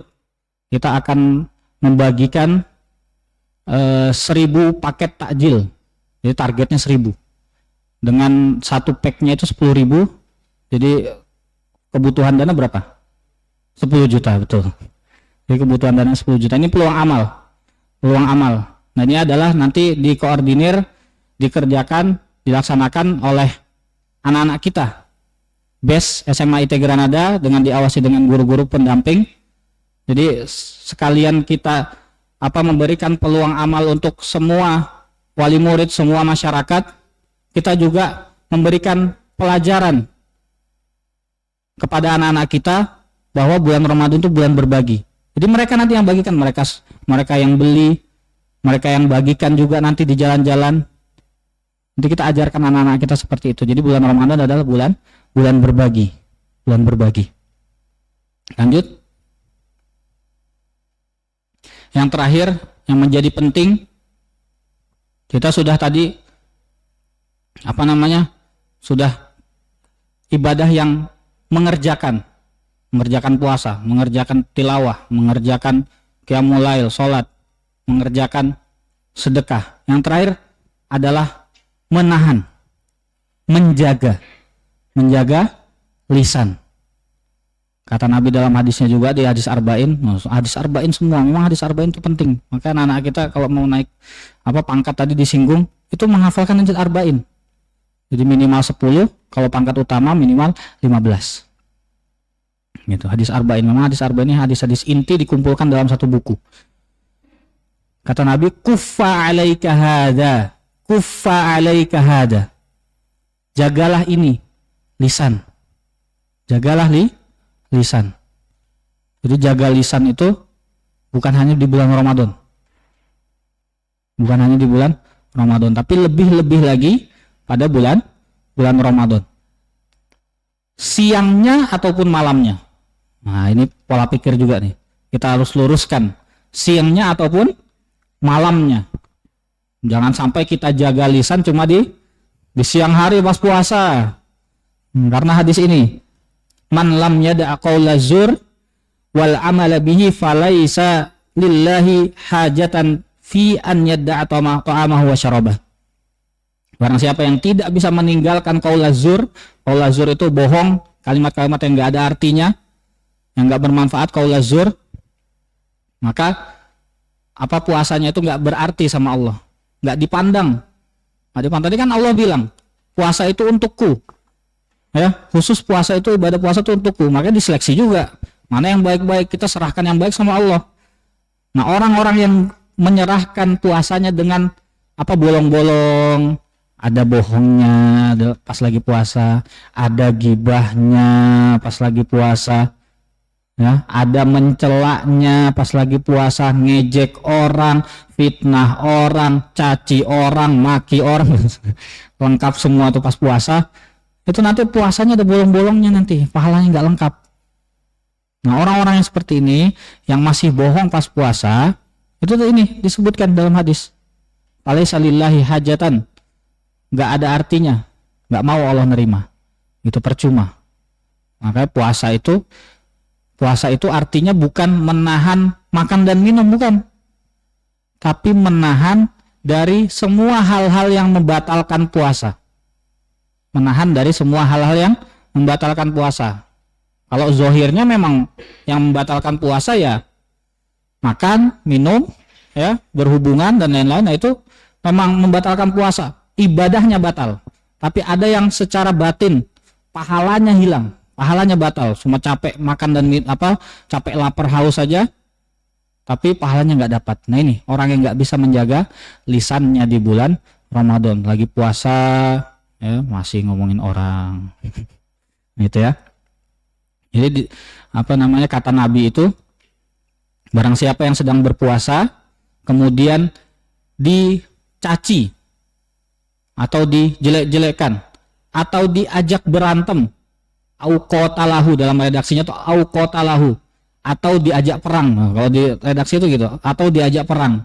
Tapi mungkin untuk zaman sekarang atau diajak berantem. Maka orang yang berpuasa tadi dianjurkan untuk berkata, inni shaim, sungguhnya aku sedang berpuasa. Diajak. Jadi kalau tiba-tiba lagi tilawah, lagi sholat, lagi di masjid ya, lagi pengajian, sebelah kayak gini, tahu nggak sih itu? Tahu nggak sih itu, awalnya itu tahu nggak sih itu, yang itu tuh, langsung saya puasa. Wah, kan gitu. Langsung dijawab lagi, memang saya nggak puasa.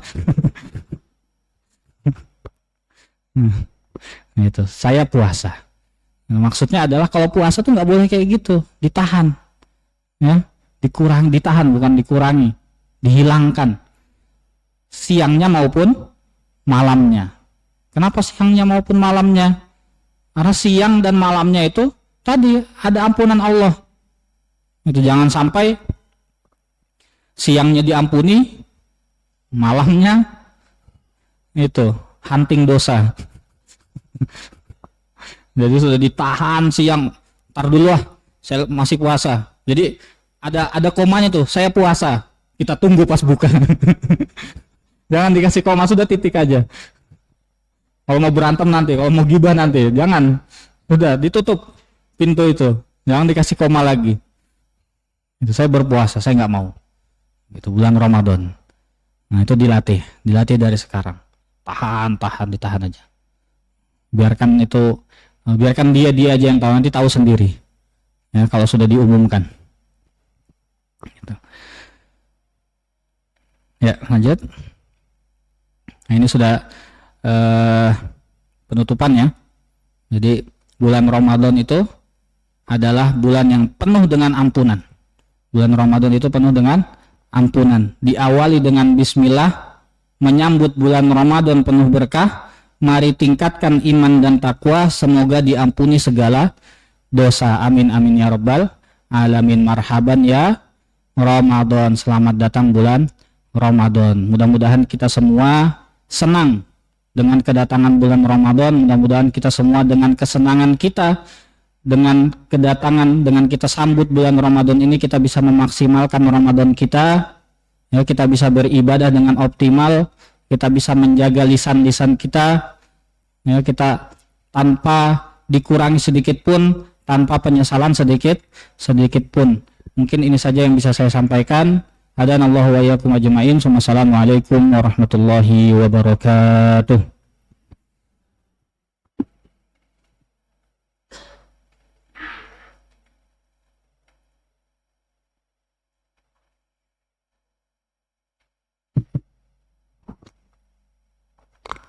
Baik, terima kasih kepada Ustadz Afif atas materinya. Sebagai informasi Ayah Bunda, Ustadz Afif merupakan guru takhasus di SMIT Granada dan merupakan lulusan dari Universitas Islam Madinah. Baik, Ayah Bunda, selanjutnya ada yang ingin bertanya? Disilakan untuk menyampaikan pertanyaannya.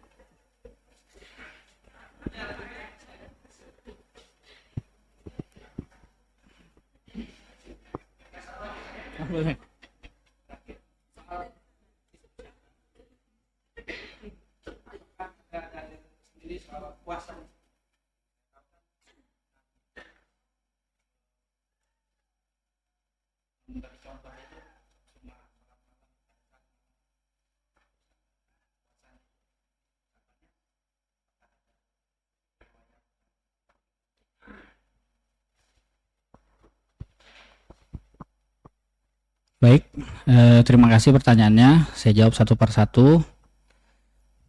Yang pertama adalah tentang dibelenggunya setan. Berarti kalau orang itu masih melakukan maksiat, berarti memang tabiatnya seperti itu, maksudnya gitu Pak ya? Ya. Ya, jadi memang itu kebiasaan kita. Itu sudah kebiasaan yang dia lakukan di bulan Ramadan, di luar bulan Ramadan. Ya, memang seperti itu. Yang sudah biasa bohong, dia akan bohong terus di bulan Ramadan. Yang biasa melalaikan sholatnya nanti, nah dia akan seperti itu juga di bulan Ramadan, nggak bisa tiba-tiba. Makanya saya bilang tadi perlu latihan. Makanya kan selalu di sini pun anak-anak kita dihimbau. Saya itu berkali-kali saya bilang itu harus dibiasakan dari sekarang, ditingkatkan amalannya. Karena nggak bisa tiba-tiba masuk bulan Ramadan langsung baca Quran. Nah, orang-orang yang dia itu bukan tabiatnya seperti itu, ya.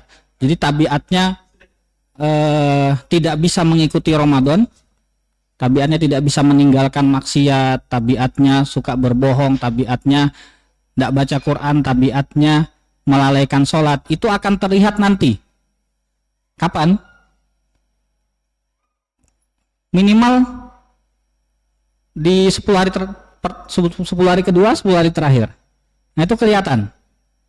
Nah, orang-orang yang semangat di awal, yang cuma semangatnya di 10 hari awal aja, terus habis itu hilang dari peredaran.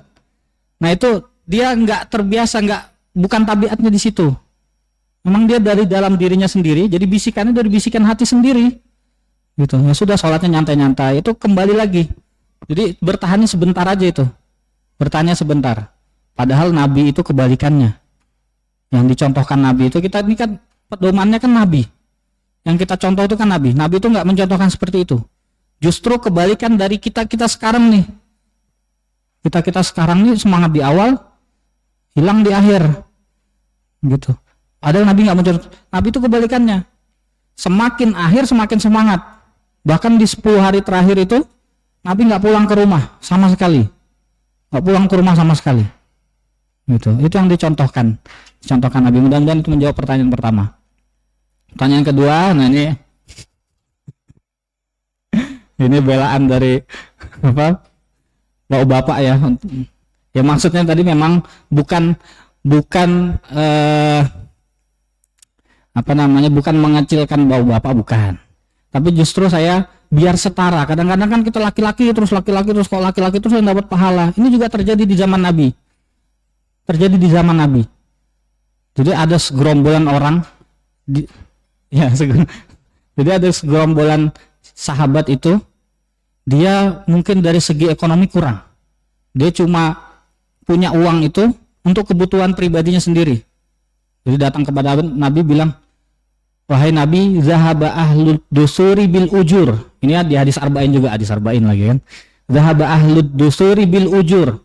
Orang-orang kaya itu datang kepada Allah nanti dengan pahala-pahala sedekahnya. Orang-orang kaya itu curang. Mereka bilang ya, orang-orang kaya itu curang. Mereka sholat, sama kayak kita juga sholat. Mereka puasa, kita juga puasa. Tapi mereka sedekah, kita nggak bisa sedekah. Itu curang. Apa kata Nabi? Bukankah Allah itu banyak peluang sedekah. Sedekah nggak hanya dari uang. Zikir, subhanallah, walhamdulillah, wala ilaha illallah, wallahu akbar, itu sedekah semua. Sampai kita cuma menyingkirkan kerikil dari jalan yang mengganggu, itu juga sedekah. Nah ini mungkin yang nggak bisa dilakukan oleh orang-orang kaya. Orang-orang kaya itu sibuk berdagang, sibuk sama kerjaannya, akhirnya nggak sempat zikir, sibuk nggak bisa baca Quran, hilang pahala-pahala sedekah itu. Dan ini cuma bisa dikerjakan oleh orang-orang yang kerjanya nggak punya nggak punya jam kantor. Gitu, dia bebas, mau siang mau malam terserah dia, mau buka warung mau tutup warung, kiamat buka setengah hari. Gitu. Maksudnya ke situ. Jadi biasanya kan enak suami saya bisa tilawah terus. Ya kan kayak gitu kan kata ibu-ibu. Maksudnya ke situ. Tapi yang pasti ini bisa setara, semua itu bisa setara. Jadi laki-laki dengan kerjaannya, dengan ibadahnya, dengan amalannya, perempuan juga dengan ibadahnya, dengan kerjaannya, dengan amalan, semua sama, porsinya sama. Tapi bentuk amalan, bentuk kerjaannya beda. Gitu. Ya Pak? Aman ya Pak? Ya semua punya posisinya masing-masing, semua punya tempatnya masing-masing. Kayak gitu. Nah, yang salah adalah ya ibunya masak, nyiapin makanan, bapaknya tidur. Itu. Kalau ibunya nyiapkan makan, bapaknya tilawah, nah ini jadi sama.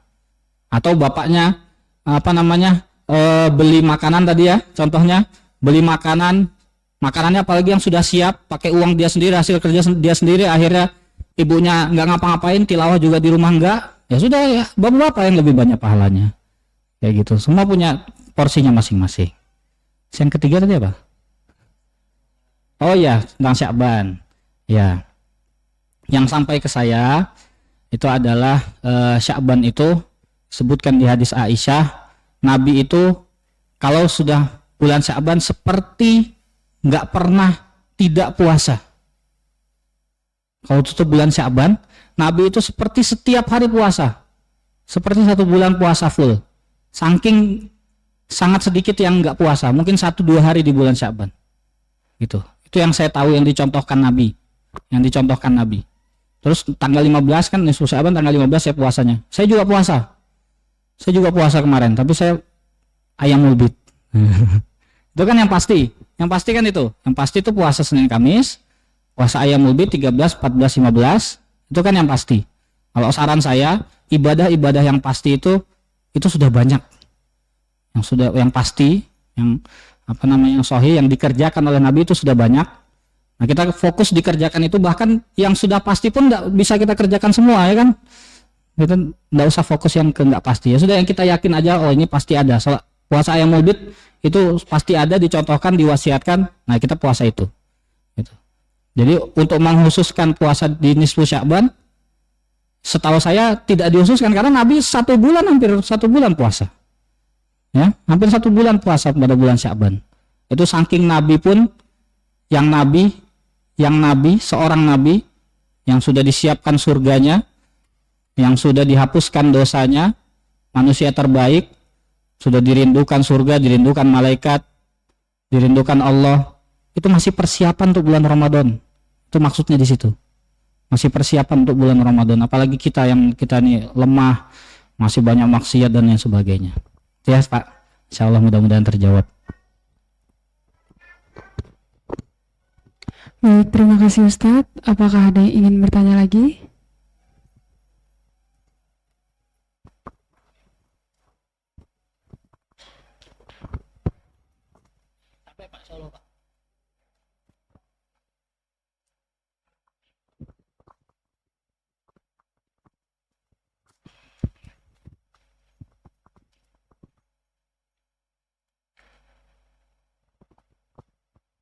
Bismillahirrahmanirrahim.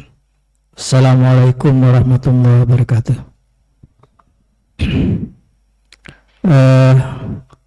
Ustadz yang saya hormati, yang pertama saya menanyakan bahwa ibu-ibu itu utama sholat di rumah.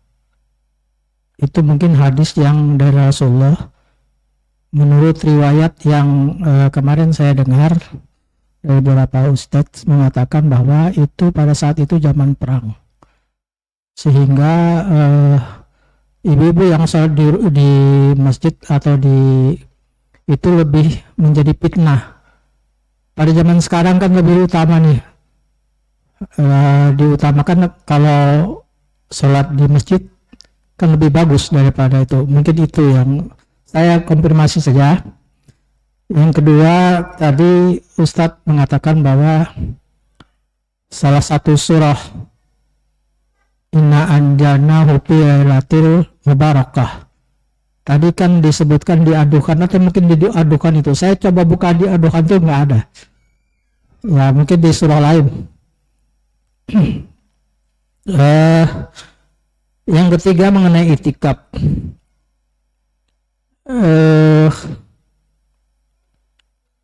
Artinya itikaf itu kan di setiap kita ini sekarang ini kan itikaf namanya kan Ustaz ya.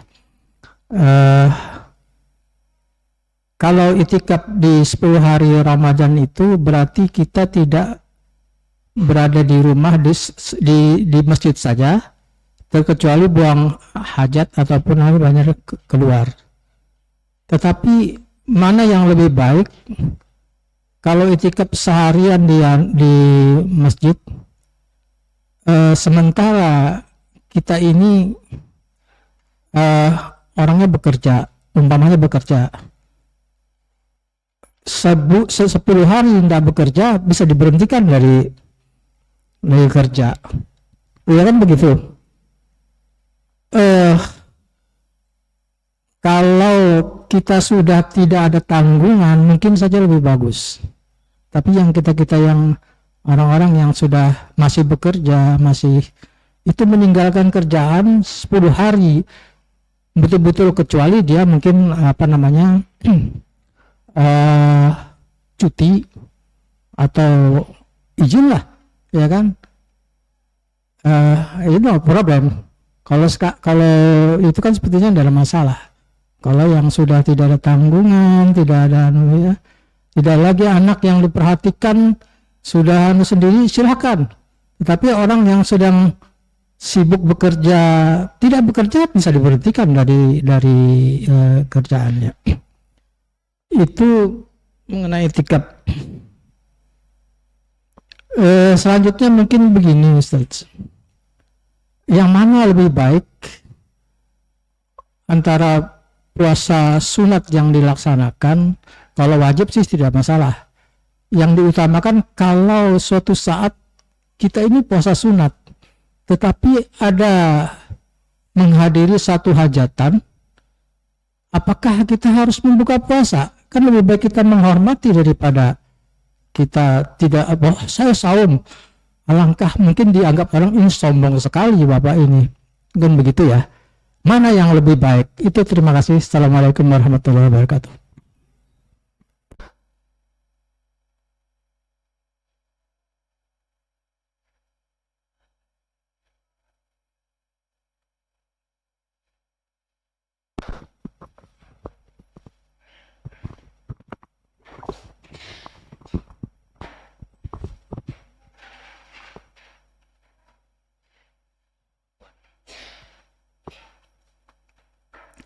Ya, bismillahirrahmanirrahim.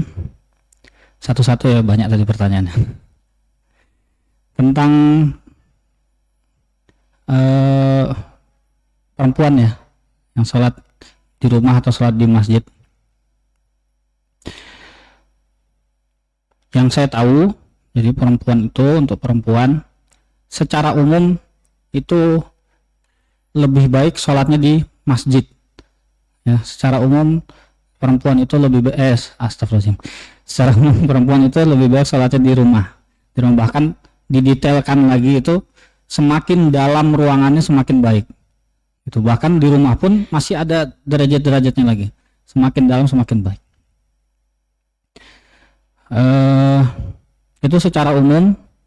Nah, kemudian ada kondisi-kondisi tertentu yang itu boleh atau dianjurkan untuk sholat di masjid. Contohnya ketika umroh, ya, ketika umroh itu karena kesempatan ya, sudah di Mekah, sudah di Madinah, itu tidak apa-apa sholat ke masjid, gitu. Sholat ke masjid itu dikejar. Bahkan ada yang berpendapat dengan banyaknya pahala sholat di Masjidil Haram dan sholat Masjid Nabawi, sholat di Masjidil Haram itu kan sama dengan 100.000. Itu lebih baik perempuan itu sholat di rumah itu lebih banyak pahala daripada 100.000 tadi, gitu. Tapi kesempatan kalau kita yang jarang-jarang, yang kesana mungkin berapa puluh tahun sekali baru bisa itu harus dikejar ke masjid. Nah, jadi untuk saya itu memang lebih baik di rumah. Lebih baik di rumah. Boleh mungkin sesekali kalau sholat taraweh itu keluar, itu untuk misalkan kalau di rumah nggak bisa sholatnya lama-lama, ya, karena mungkin surahnya hanya itu saja, jadi sholatnya sebentar. Sholat di masjid bisa lebih lama, bisa lebih khusyuk karena berjamaah. Nah, itu lebih baik di masjid. Jadi ada orang-orang yang sholatnya itu kalau sholat sendiri dia pasti lupa rakaat, ya, itu ada yang kayak gitu. Nah, itu lebih baik dia berjamaah. Gitu. Tapi secara umum perempuan itu lebih baik di rumah. Nah, yang kedua, yang tentang ayat tadi, ada Pak, ayat ketiga. Surat Ad-Dukhan ayat ketiga. Inna anzalnahu fi lailatin mubarakah inna kunna munzirin fiha yufraqu kullu amrin hakim amran min indina. Itu ayat ketiga. Konfirmasi dulu. Sudah ketemu Pak?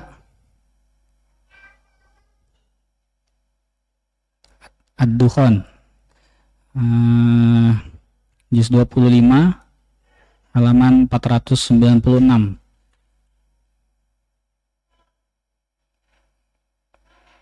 Kalau yang lain ada yang bantu carikan, sudah ketemu Pak? Ada yang mencari? Ada? Alhamdulillah. Betul ya? Yang ketiga, masih belum ketemu Pak? Mungkin ustadznya yang di belakang, tolong dibantu. Oh, sudah? Alhamdulillah. Yang ketiga, tentang apa tadi ya? Tentang apa Pak? Pertanyaan ketiga?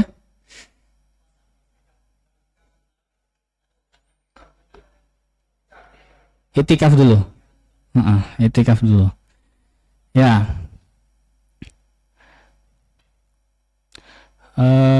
Dalam Al-Quran di ayat puasa juga Allah sebutkan yuridullahu bikumul yusra wala yuridu bikumul usra. Dalam hadis disebutkan innad dina yusrun. Disebutkan juga wa ma khalaqtul jinna wal insa illa liya'budun. Jadi Allah sebutkan yuridullahu bikumul yusra wala yuridu bikumul usra. Sungguhnya yang Allah inginkan adalah kemudahan bagi kalian dan Allah tidak menyulitkan kalian. Di hadis juga disebutkan innad dina yusrun, sungguhnya agama itu mudah. Terus ayat lain itu Az-Zariyat kalau nggak salah, wa ma khalaqtul jinna wal insa illa liya'budun, sungguhnya dan tidaklah aku ciptakan jin dan manusia kecuali untuk beribadah kepadaku. Tadi juga sudah saya sebutkan bahwa ibadah itu tidak melulu tentang sholat, puasa, zakat dan lain-lain. Ya, ibadah itu bukan hanya itu, bahkan kita bekerja pun itu ibadah. Kita mandi bisa jadi ibadah, kita makan bisa jadi ibadah, kita tidur bisa jadi ibadah. Makanya itu yang disebut, itu yang Allah maksudkan wa ma khalaqtul jinna wal insa illa liya'budun. 24 jam yang Allah kasih itu harus semua bentuknya adalah ibadah kepada Allah. Nah itu semua tergantung niat. Kalau kerja kita niatkan untuk beribadah, insya Allah pahala ibadah. Nah itu. Makanya tadi juga di contohnya adalah ibu-ibu memasak, itu sama dengan pahalanya bapak-bapak mengaji. Gitu. Jadi ibadah tidak hanya yang bentuknya ritual-ritual tadi. Nah, untuk itikaf itu juga sama konsepnya. Yuridullahu bikumul yusra.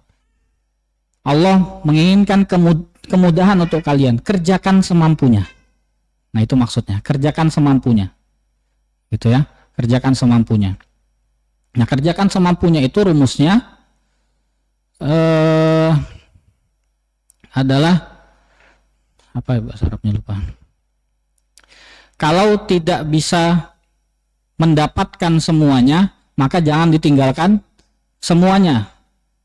Kalau tidak bisa mendapatkan semuanya, maka jangan ditinggalkan semuanya. Kita nggak bisa itikaf 10 hari karena misal 7 hari itu masih puasa, mungkin 3 hari atau 2 hari kita sudah nggak kerja lagi, jadi masih kerja di 7 hari yang terakhir itu. Nah ya sudah, malam itu kita boleh di masjid sholat isya ya, sholat isya. Nah kita baca Quran 1 juz, 2 juz, 1 jam kita berdiam diri di masjid, itu sudah insya Allah masuk iktikaf. Iktikaf itu artinya adalah al-mukus fil masjid, berdiam diri di masjid. Jadi kalau kita masuk masjid nih, ini saja bahkan bisa dibilang dengan itikaf, gitu. Nah yang jadi masalah adalah nanti kapan itu menjadi yang sempurna, minimal sempurna kapan? Minimal sempurnanya adalah tadi, minimal sempurnanya itu ketika semalaman dari maghrib sampai subuh, itu minimal sempurna. Maka di bawah itu, kalau kurang dari itu ya boleh masuk iktikaf, tapi mungkin bukan tidak sempurna. Gitu. Tapi tadi kalau kita itu memang sudah sanggupnya segitu, insya Allah itu tidak jadi masalah Pak, tidak jadi masalah. Yang penting jangan ditinggalkan semua tadi. Gitu. Jangan ditinggal sejam, 2 jam sampai jam 9 atau jam 10 kita pulang ke rumah, tidur, besoknya lanjut kerja, itu tidak masalah. Itu insya Allah sudah dapat pahala iktikaf. Gitu.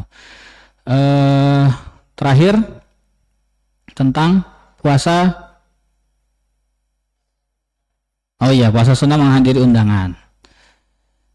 Ini ada banyak keadaan, nggak bisa langsung di generalkan. Kalau puasa sunnah menghadiri undangan. Jadi ketika undangan itu ada yang harus makan, ada yang nggak harus makan, ya kan? Kalau yang undangan nikahan yang besar itu kita nggak harus makan Pak. Wajibnya itu kita datang. Ya, wajibnya itu kita datang. Yang wajib menghadiri undangan itu kita datang. Kita nggak wajib makan. Gitu. Kita nggak wajib makan. Kita hadir, salaman, terus pulang, nggak masalah. Itu bisa, kita masih bisa, kita dapat puasa, dapat juga hadirkan undangan. Nah, ada juga memang yang undangan nggak bisa kalau nggak makan, karena nggak enak. Nah, itu memang dianjurkan untuk buka. Nggak apa-apa. Misal kita diundang, ya sudah mungkin cuma 10 orangan, atau memang meeting dan lain sebagainya, memang itu ada undangannya, nah itu lebih baik dibatalkan. Dan insya Allah tadi disebutkan juga tentang masalah niat ya, sudah mendapatkan pahala puasa insya Allah. Jadi Allah ini sangat baiklah sama kita, jangan sampai kita menyia-nyiakan apa yang Allah berikan semuanya untuk kita. Itu Pak ya, mudah-mudahan menjawab semua pertanyaan.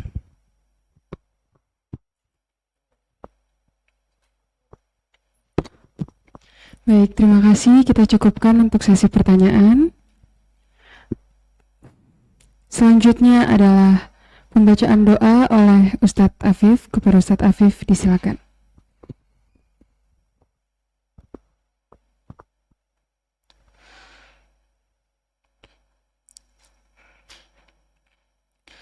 Sebelum berdoa, mari kita meminta ampun kepada Allah dengan beristighfar sebanyak-banyaknya. Astaghfirullahaladzim, astaghfirullahaladzim, amin amin ya rabbal alamin. Hamdan syakirin, hamdan na'imin, hamdan yuwafi ni'amahu wa yukafi'u mazidah.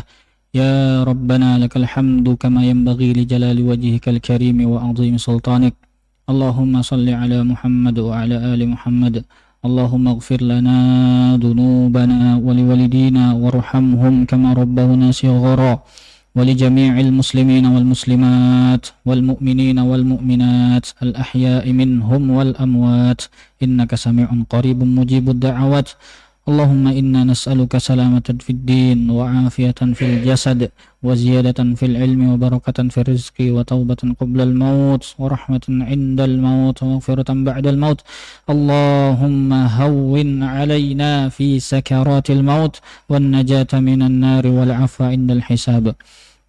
اللهم بارك لنا في شعبان وبلغنا رمضان. اللهم بارك لنا في شعبان وبلغنا رمضان. اللهم بارك لنا في شعبان وبلغنا شهر رمضان. ربنا ظلمنا أنفسنا وإن لم تغفر لنا وترحمنا لنكونن من الخاسرين. اللهم أحسن عاقبتنا في الأمور كلها وأجرنا من خزي الدنيا وعذاب الآخرة. ربنا آتنا في الدنيا حسنة وفي الآخرة حسنة وقنا عذاب النار. Subhana rabbika rabbil izzati amma yasifun wa salamun alal mursalin walhamdulillahi rabbil alamin. Terima kasih kepada Ustadz Afif atas materi dan doa yang telah disampaikan.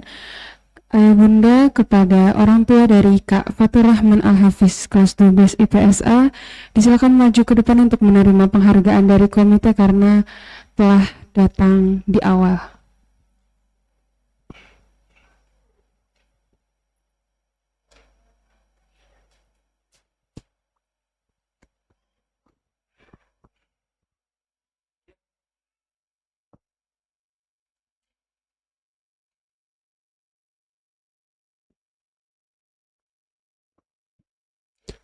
Satu apa Ustaz? Kepada Ustadz Wahab disilakan untuk memberikan cendera matanya.